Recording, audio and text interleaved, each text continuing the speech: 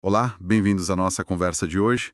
A gente vai mergulhar num tema, olha, que mistura um certo fascínio com bastante inquietação, né? Aquele fenômeno esquisito onde a notícia de um crime parece que acende uma faísca em outras pessoas, sabe? Levando a atos parecidos. É o tal do efeito copycat. E para entender melhor, a gente vai se basear num texto bem interessante chamado O Efeito Copycat e a Criminologia da Imitação. Nossa missão aqui é sacar o que é exatamente esse efeito, por que ele rola, que mecanismos psicológicos estão por trás e, claro, qual o papel da mídia nisso tudo. Ok, vamos desempacotar isso. Pois é, e esse é um ponto-chave mesmo. Mostra como a informação e o nosso comportamento, eles se influenciam, né? Uma coisa leva a outra. E hoje em dia, com essa comunicação de massa, instantânea, nossa, entender isso é mais importante do que nunca. Exato. Para a gente começar do começo mesmo, como é que a gente pode definir o efeito copycat? O que ele é na prática? Olha, dentro da criminologia, o termo se refere bem especificamente àquela situação onde a divulgação de um crime original pela mídia acaba servindo de inspiração para novos crimes. É quase como se a cobertura jornalística, mesmo sem querer, né, acabasse dando um modelo. Um modelo, essa ideia é forte, hein? E isso não acontece só com crimes, viu? Tem um paralelo histórico bem famoso, o efeito Werther. Lembra? O livro do Goethe. Esse mesmo. Lá no século XVIII, quando Os Sofrimentos do Jovem Werther foi publicado, associaram o livro a uma onda de suicídios na Europa. Jovens que, imitavam o destino do personagem. A lógica central, tanto lá no Werther quanto no efeito copycat de crimes, é que a exposição a um certo comportamento, principalmente quando a mídia amplifica muito, pode meio que oferecer um roteiro, sabe? Para pessoas que já estão ali numa situação mais vulnerável psicologicamente ou socialmente. Um roteiro dado pela mídia. Já dá para ver que o negócio é complexo. E o texto que a gente está usando, ele fala que tem uma base teórica forte para explicar isso, né? A teoria da aprendizagem social. Aqui a coisa fica realmente interessante. Exatamente. A teoria da aprendizagem social, do Albert Bandura, ela é fundamental para a gente entender esse mecanismo todo. Basicamente, a teoria diz que a gente não aprende só na base da recompensa e punição direta, sabe? Mas aprende muito observando os outros, o que eles fazem e o que acontece com eles depois. A gente imita. Observar e imitar. Parece simples, mas imagino que tenha mais coisa aí, né? Tem, com certeza. Bandura detalhou 4 processos, 4 etapas mentais, que são cruciais para essa aprendizagem por observação acontecer. E elas se encaixam perfeitamente no efeito copycat. O primeiro processo é atenção. Atenção, sim. Para aprender algo observando, primeiro a gente tem que prestar atenção no modelo, né? No caso aqui, no criminoso original, no ato dele. E aí a mídia. Bom, a mídia tem um poder gigante de direcionar essa atenção, né? Manchetes enormes, imagens fortes, aquela cobertura sem parar. Totalmente. A intensidade da cobertura, o sensacionalismo, tudo isso funciona como um holofote, né? Aumenta a chance de capturar a atenção de quem, por algum motivo, está mais suscetível a essa influência. Depois da atenção, vem a retenção. Que seria, guardar a informação? Na memória. Isso. Os detalhes que a pessoa observou como o crime foi feito, tal do modus operandi, né, o método, as características do criminoso, o lugar, tudo isso precisa ser, codificado e guardado na memória. E a repetição constante da notícia pela mídia, aqueles vídeos passando sem parar, fotos, análises que se repetem, isso facilita demais essa retenção. Fica aquela coisa meio incômoda, né? Umas imagens, umas informações que ficam martelando na cabeça mesmo sem a gente querer. Exato. O terceiro passo é a reprodução. Reprodução, fazer igual. O observador precisa se sentir capaz de fazer aquele comportamento que ele viu. Precisa ter, as habilidades ou os meios para replicar a ação. E aqui tem um ponto super delicado. A cobertura da mídia, quando dá detalhes demais sobre os métodos usados no crime original, pode, sem querer, baixar a barreira para essa reprodução. Funciona quase como um guia prático. Então, a linha entre informar o público e, sem querer, ensinar como fazer uma coisa horrível, ela fica muito tênue. Infelizmente, sim. Descrever em detalhes as técnicas, as ferramentas, pode simplificar o caminho para alguém que já está pensando em algo parecido. E aí vem o último passo, o quarto, que é decisivo, a motivação. A motivação. É, porque ter prestado atenção, guardado a informação e até se sentir capaz de fazer, não quer dizer que a pessoa vai fazer. Precisa ter um impulso, uma motivação para agir. Mas que tipo de motivação levaria alguém a imitar um crime? Parece ir contra o senso comum, né? É aí que entra a complexidade da psicologia de cada um e do contexto social, né? Para algumas pessoas que se sentem, sei lá, marginalizadas, invivíveis, sem poder, ou que buscam desesperadamente alguma identidade, algum reconhecimento, a notoriedade, mesmo que seja uma notoriedade horrível e infame que o criminoso original conseguiu, pode funcionar como um atrativo muito forte. A percepção de ganhar fama, ou um respeito distorcido, ou simplesmente ser notado, isso pode ser o gatilho final. O fascinante e trágico aqui é como a própria cobertura da mídia, ao transformar o criminoso numa figura central, pode acabar dando essa motivação de bandeja. Entendi. Atenção, retenção, reprodução e... Motivação. Quase uma receitinha psicológica. E a mídia, mesmo sem querer, pode acabar dando os ingredientes e até acelerando o processo. Isso leva a gente direto para a discussão do papel da mídia mais a fundo, né? Que o texto diz que é central e, ao mesmo tempo, bem controverso. Sem dúvida. É um dilema ético que não acaba. A mídia tem o dever de informar o público, claro, inclusive sobre crimes, mas a forma como essa informação é passada pode ter consequências não intencionais muito graves, como justamente potencializar o efeito copycat. O material que a gente analisou aponta umas práticas jornalísticas específicas que podem, sem querer, acabar incentivando essa imitação. E quais seriam essas práticas mais problemáticas? Uma delas é o que a gente pode chamar de glorificação ou romantização do criminoso. Isso rola quando a cobertura dá atenção demais para a figura do agressor, sabe? Explora a história de vida dele de um jeito que gera uma empatia estranha. Foca nos supostos motivos de um jeito quase que justificando ou retrata ele como um anti-herói complexo quase. Quase como se estivessem criando um personagem de filme, um protagonista, e não reportando um fato. Exatamente essa sensação. E essa abordagem pode gerar uma identificação muito perigosa em certas pessoas.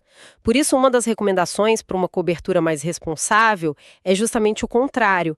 É evitar dar destaque demais para o agressor e, em vez disso, focar nas vítimas, nas histórias delas, nas consequências devastadoras do ato para a família, para a comunidade, para os sobreviventes.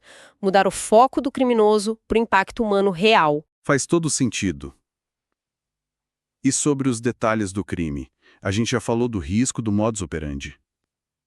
Sim, a divulgação de detalhes excessivos do modus operandi é outra prática arriscada.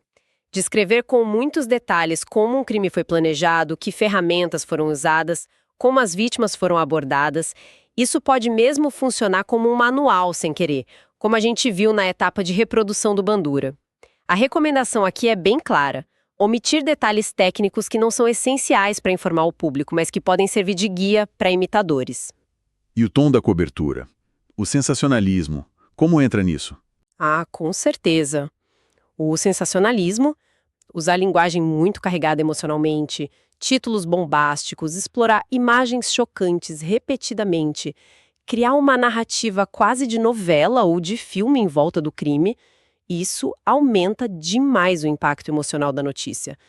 E não só prende a atenção, lá o primeiro passo do Bandura, mas também intensifica a retenção e pode até deixar o ato mais atraente ou significativo na cabeça de quem está vulnerável. A orientação é buscar uma linguagem mais sóbria, factual. Informar sem explorar o horror, sabe? Entendi. E tem também a questão da repetição, né? Que hoje em dia parece que está em todo lugar. Exato. A repetição contínua e saturação da cobertura. Manter um crime específico nas manchetes por dias, semanas, mesmo quando não tem nada de novo. Isso aumenta muito a exposição ao modelo, ao roteiro. Isso estica a janela de oportunidade para imitação e reforça a notoriedade do evento e do agressor. Aí levanta aquela questão crucial sobre o equilíbrio, né? Informar é preciso, claro, mas até que ponto a repetição sem fim deixa de ser informação e passa a ser potencialmente prejudicial, aumentando o risco social? A recomendação é pensar bem sobre essa repetição excessiva depois que a notícia inicial já foi dada. É uma corda bamba ética bem complicada para os jornalistas, né? O texto que a gente leu também mostra que a história, infelizmente, está cheia de exemplos marcantes desse efeito.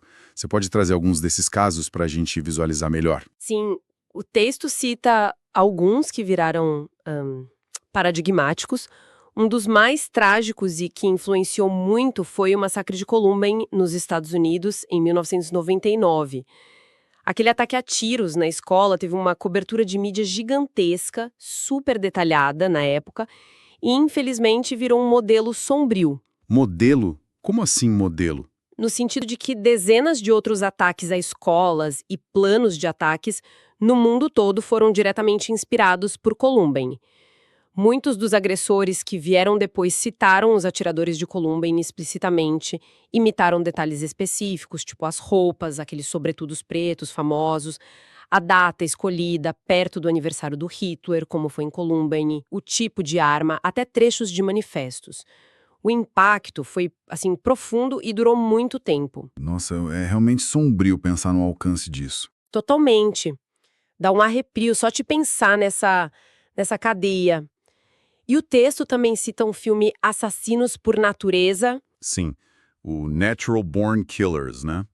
Do Oliver Stone, em 94. Era para ser uma sátira bem ácida sobre como a mídia transforma a violência em espetáculo e criminosos em celebridades. Mas, ironicamente, o filme acabou sendo citado por vários criminosos reais como inspiração direta para os atos violentos deles.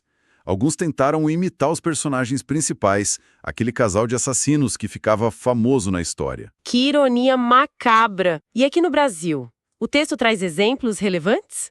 2 casos brasileiros bem conhecidos. O primeiro é o do maníaco do parque, lá em São Paulo, em 98. A captura dele, o Francisco de Assis Pereira, que atacava mulheres num parque, gerou uma comoção e uma cobertura da mídia enormes.